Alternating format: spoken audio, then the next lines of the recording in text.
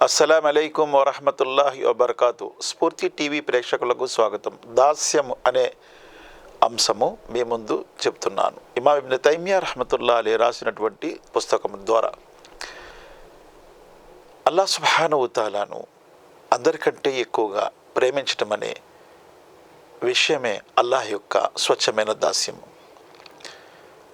ఆ రకమైన ప్రేమ మరొకరితో ఉండకూడదు. ఎప్పుడైతే అల్లాహ్ సుబ్హానహు తఆలా యొక్క ప్రేమతో పాటు వేరే వారి ప్రేమ కూడా మనలో ఉంటుందో క్రమేణా అల్లాహ్ సుబ్హానహు తఆలా యొక్క ప్రేమ నుండి ఆ ప్రేమ పెరుగుతూ ఉండే అవకాశాలు కూడా ఉంటాయి.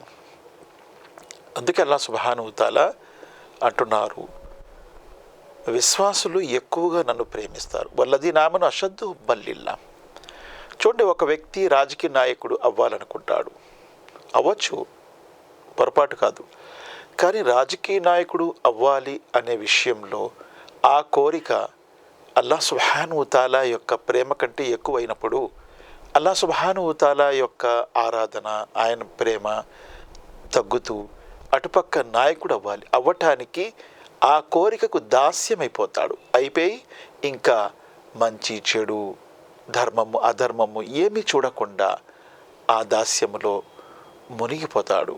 అప్పుడు అల్లాహ్ యొక్క దాస్యం నుండి దూరం అయిపోతాడు. కాబట్టి దాస్యము స్వచ్ఛంగా అల్లాహ్ సుబ్హానహు తఆలాకి అందరికంటే ఎక్కువగా ఉండాలి. అది కూడా షిర్క్ అయిపోతుంది. కొంతమంది తన ధనాన్ని తనను కాపాడేది అనుకుంటారు, కొంతమంది తన మంది మార్బలము తనని కాపాడేది అనుకుంటారు, కొంతమంది తన యొక్క ఆస్తులు తనని కాపాడేది అనుకుంటారు, కొంతమంది తన యొక్క పదవి తనను కాపాడుతుంది అనుకుంటారు. చూడండి, ఇవన్నీ కూడా తాత్కాలికము. ఈరోజు ఉంటాయి, రేపు ఉండకపోవచ్చు. కానీ అల్లాహ్ సుబ్హానహు తఆలా యొక్క సహాయము నిత్యం ఉంటుంది. మన జీవితంలో మరణించిన తర్వాత శాశ్వతం ఉంటుంది. అందుకే ఎక్కువగా అల్లాహ్ సుబ్హానహు తఆలాను ప్రేమించాలి.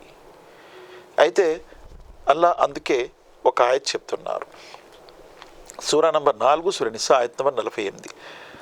ఇన్నల్లాహ లా యగ్ఫిరు అన్ యుష్రక బిహి వ యగ్ఫిరు మా దూన జాలిక లిమన్ యషా వ మన్ యుష్రిక్ బిల్లాహి ఫఖద్ ఇఫ్తరా ఇస్మన్ అజీమా.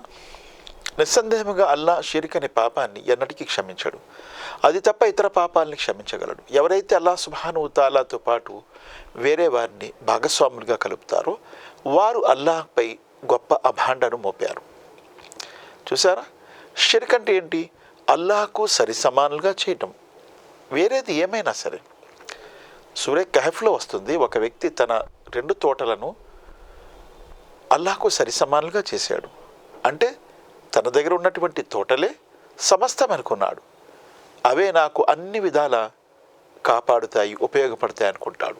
అకస్మాత్తుగా దానిపై అగ్ని కురిసి అది కాలిపోయి బూడిదైపోతుంది. చూసారా అకస్మాత్తుగా ఎలా పోయిందో? అల్లాహ్ సుబ్హానహు తఆలా సహాయం అలా ఎప్పుడూ పోదు, నిత్యము ఉంటుంది ఆయన సహాయం. అది మరొక వాక్యం చెప్పారు, 16 సూరా 4 సూరా సూరా నిసాలోనే ఆయత్ నంబర్ 116.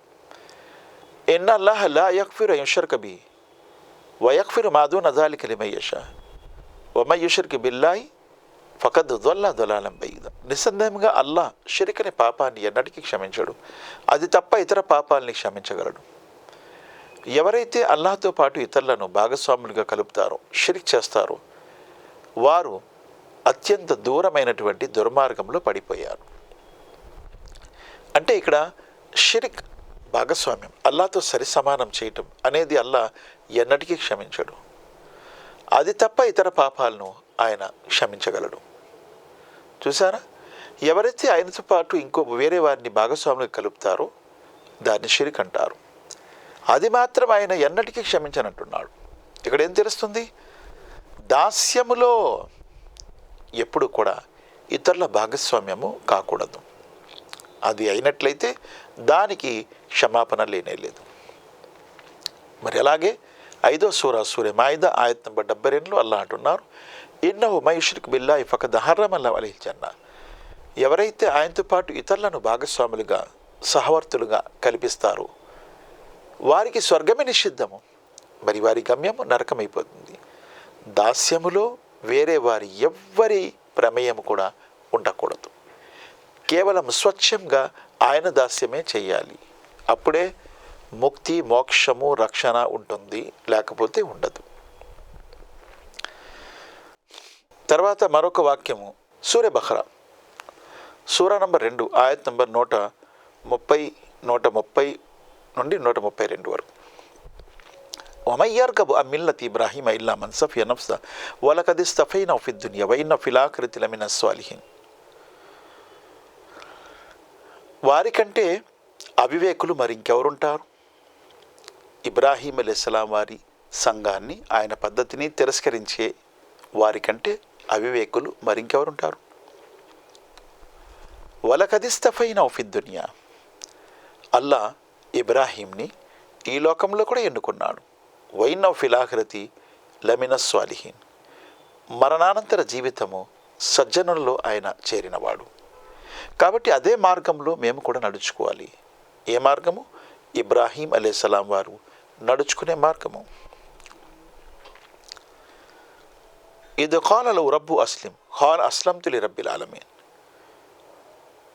ఆయన అంటే ప్రభువు అల్లా ఇబ్రాహీంతో అన్నాడు, నా ముందు లోబడిపో, నా కోసం లోబడిపో. నీ ముందు నేను లోబడిపోయాను ఓ మా ప్రభు. అన్ని ఆరాధనలు సమస్తము, నా జీవితం, నా మరణము, నా త్యాగాలు, నా ఆరాధనలు సమస్తము నీ కొరకే, నేను నీ ముందు లోపడిపోయానని చెప్పి మొరపెట్టారు ఇబ్రాహీం. ఆయన ఎలాగైతే వాగ్దానం చేశారో అలాగే జీవించారు కూడా.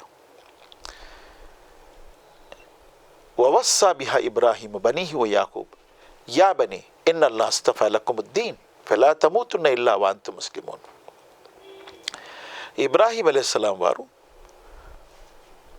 యాకూబ్ మరియు ఆయన కుమారుల ముందు హితబోధ చేశారు. వవస్సా బిహా ఇబ్రాహీము బనీహి వ యాకూబ్.